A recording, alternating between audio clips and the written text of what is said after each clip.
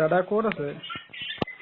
মই ঘৰতে দিয়া, তোমালোকলে ফোন লগাইছিলো কালি। হয় কালি ফোন লগাইছিলে, মই ফোনটো ৰিচিভ কৰিব নোৱাৰিলো। খবৰটো মই ল'ব পৰা নাই, ময়ো হয় ইফালে ব্যস্ত হৈ আছিলো।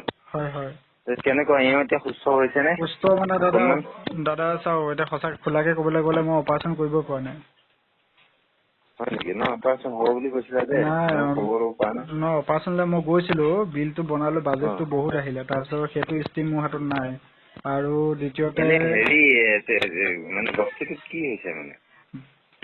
বস্তুটো পেটৰ ভিতৰত এটা বেলুন হৈছে। আচ্ছা। বেলুনটো মানে বাঢ়ি বাঢ়ি গৈ আছে, ৰাতি হলে শুব নোৱাৰে, বহি থাকিব পাৰে, শুব নোৱাৰে, চিধা হৈ দিব নোৱাৰে, খোজ কাঢ়িব নোৱাৰে, পেটৰ বিষ হয়।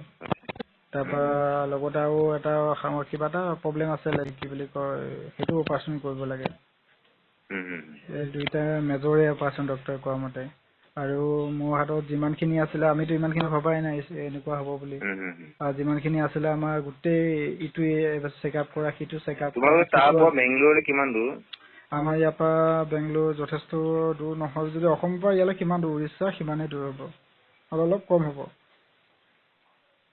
মানে মই নহ'লে মামা বোকা চিকিৎসা মই বেংগলোৰত কৰিলোতো। বেংগলোৰ নিমন্স বুলি এখন আছিলে, তাতে এখন চৰকাৰী হস্পিটেল হয়। তাত ট্ৰিটমেণ্ট বহুত মিনিমাম পইচাত খৰচ হয়, কিন্তু কথা হ'ল থকা খোৱাটোৱে মেইনলি। একেটাই হয়গে, মানে ক'বলৈ গ'লে ইয়াৰ পৰা অহা যোৱা, তাত ৰুম লৈ থকা, গতিকে হাতে খুটে একেটাই হ'লগে ন। এনেই পইচাটো খৰচটো কম হয়। তাকে ময়ো মানে চোৱা, আৰু অসমত বৰ্তমান জানাই ন, অসমৰ পৰিস্থিতি বিশেষকে 3খন জিলাৰ পৰিস্থিতি যথেষ্ট ভয়াৱহ। আমিবোৰ সদায় এটা চিষ্টেমত এটা ট্ৰেইনত ঘূৰি থাকো। নিজাটো কি আছে এইটো গম পাইছে। তাৰ মাজতে তোমাৰ পষ্টটো দিলো, মই ফোন কৰিবলৈ টাইম পোৱা নাই, মই লগে লগে শিৱসাগৰ গ'লো, তাৰ পৰা আহি পালো, আহি পাই মই নাই ফোন এটা কৰো, মই খবৰ ল'ব পৰা নাই, মই কি ভাবিছো ক'ব পৰা নাই। ইফালে ঘৰতো মানে মোৰ আগুৱাই গা ভাল নহয়, তেওঁকে চিলাইন দি আছো ক্ৰিকেট। ল'ৰাটোকো মানে এইবোৰো দিগদাৰ হয়, দেউতাও পেটৰ প্ৰব্লেম আছে। কৰো বুলি তাকো একদম ডাইৰেক্টলি একো সহায় কৰিব নোৱাৰো, বুজিছানে? মোৰ নিজৰে দুখ লাগি আছে যে তোমালোকক আপোনাৰ অৱস্থা সেয়া, আমাৰো এয়া, কি কৰিব কাক দুখিব কওকচোন। বাকী ঘৰলৈ ফোন চোন কৰিছে নে নাই? ঘৰলৈ যিমান পাৰো ঘৰৰ পৰা যা যোগাৰ কৰিছো, কিন্তু তথাপিতো সেইখিনি হোৱা নাই। অকণ ডক্টৰৰ পৰামৰ্শ লৈ পেলাই ছাৰ মেডিচিন দিয়ক, আমি ৰেডি হোৱালৈকে। মেডিচিন আমি কথা পাতিছিলো, এইটো বস্তুটো দমোৱা মেডিচিন নাই, আমাৰ বিষৰ কাৰণে যিটো মেডিচিন দিছে, সেই বিষৰ মেডিচিনটো খায়ো তৎ পোৱা নাই। সেইটো হাই পাৱাৰ মেডিচিন দিছে, চবচে ওপৰত, তাতকৈ ওপৰত মেডিচিন নাই। তেনেকুৱা মেডিচিন দিও মানে বিষটো নাইকিয়া কৰিব পৰা নাই, গতিকে ইমানটো এটা ভয়ানক কণ্ডিশ্যন। আৰু কি বুলি কয়, যিমানখিনি ঘৰৰ পৰা এৰেঞ্জ কৰিছো সেইখিনি একো হোৱা নাই। বহুত টকা লাগিব দাদা, বহুত টকা লাগে। আৰু মোৰ যিমানখিনি পুঁজি আছিলে চব সিটো মই আনি বেমাৰ ধৰিবই পৰা নাই। ইটো কৰিছো, সিটো কৰিছো, সিটো চেক কৰিছো, সিটো মেডিচিন খাইছে, ইটোজনক দেখাইছো, সিজনক দেখাইছো, ক'তো ধৰা পেলাই পোৱা নাই। ইটো অত গৈছে, ত'ত গৈছে, দিওঁতে লাষ্টত ফাইনেল ৰিপৰ্ট আহিছে যে এনেকুৱা তেনেকুৱা কণ্ডিশ্যন অপাৰেশ্যন কৰিব লাগে। সৰু সুৰা অপাৰেশ্যন লৈ মই চিন্তাই কৰা নাছিলো। আমাৰ ইয়াতে জেনেৰেলি মানে অসমত যেনিবা মানে গ'ল্ড ব্লাডাৰ, এপেণ্ডিক্স এইবিলাক হ'লে 30-35 হাজাৰ পেকেজত হৈ যায়। চবতকে ভয়ানক বস্তুটো হৈছে পেটত যে এইটো বেলুনটো আছে, তাৰ ভিতৰত কি আছে কোনো ধৰিব পৰা নাই, সেইটোৱে সমস্যাটো দিছে। ডক্টৰে একো ক'ব পৰা নাই ন? নাই, সেইটো ডক্টৰেও ক'ব পৰা নাই, তাৰ ভিতৰত কি আছে ডক্টৰেও ক'ব পৰা নাই। এটা বেলুনৰ ভিতৰতহে আছে ন, এটা বেলুন টাইপৰ হৈ আছে, এটা ফুলি আছে বস্তুটো, সেইটো ফালিলেহে গম পোৱা যাব কি আছে তাত। তাৰপিছত বা আকৌ কি কণ্ডিশ্যন ওলাই, সেইটোৱেতো মাথা চাথা খাই আছে একদম। মানে পিছতে অহা সপ্তাহ চাওঁ যি কৰিব চব ভালে কৰিব।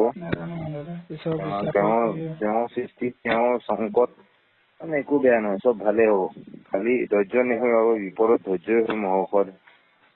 এতিয়া আজিকালি ধৈৰ্য ধৰো বুলি ক'লেও ধৈৰ্যটোৱে হৈছে মেইন বুলি ক'লে, ধৈৰ্যটো চাই থাকিলে পইচা নাই হাতত, পইচাই চাব দাদা। ধৈৰ্যটোৱে অকল নহয়, পইচাও লাগে, পইচা দিলেহে ধৈৰ্য ধৰি থাকি লাভ আছে। পইচা নাই যেতিয়া ধৈৰ্য ধৰি থাকি লাভ নাই, কিনো কৰিম এতিয়া দুখীয়া মানুহ। আৰু দ্বিতীয়তে যিকেইটা আছিলে চব খতম, সাঁচতীয়া ধন, একো বাকী নাই। আৰু আপুনি যে আপোনাৰ ভিডিঅ' যে বনাইছিলে, ধন্যবাদ।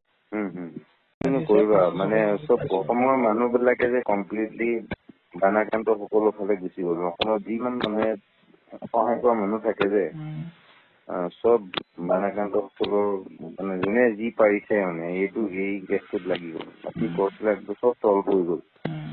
এনে কিনো কবা ন, কবলগীয়া একোৱেই নাই। আপুনি যদি পাৰে আকৌ এটা ভিডিঅ' বনাই দিবচোন আমাৰ ওপৰত।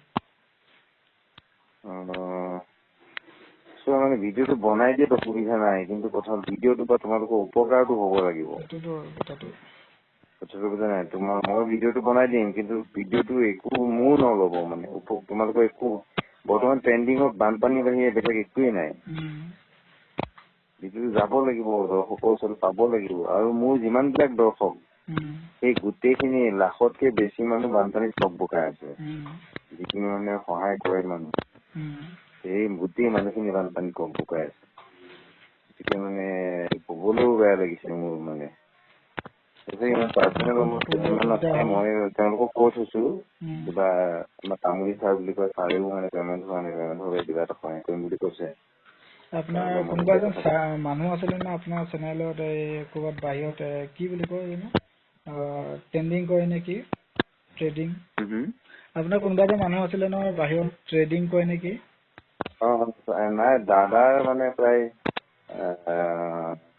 এইবিলাক ক'ব নাই 50 লাখৰ ওপৰত এতিয়া বানপানী ডনেশ্যনত হেৰি কৰিছে।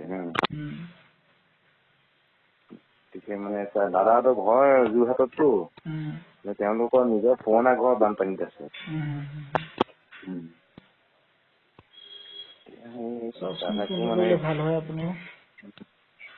মই যদি কিবা সহায় কৰো, মইতো আৰ্থিকভাৱেতো তোমাক একো সহায় কৰিব নোৱাৰো, কিন্তু ছচিয়েলি কিবা যদি মই পাৰো মই নিশ্চয় ট্ৰাই কৰিম। ৰাইজৰ পৰা যদি অকমান সহায় পাওঁ, সেইটোৱে আমাৰ মেইন এতিয়া বৰ্তমান।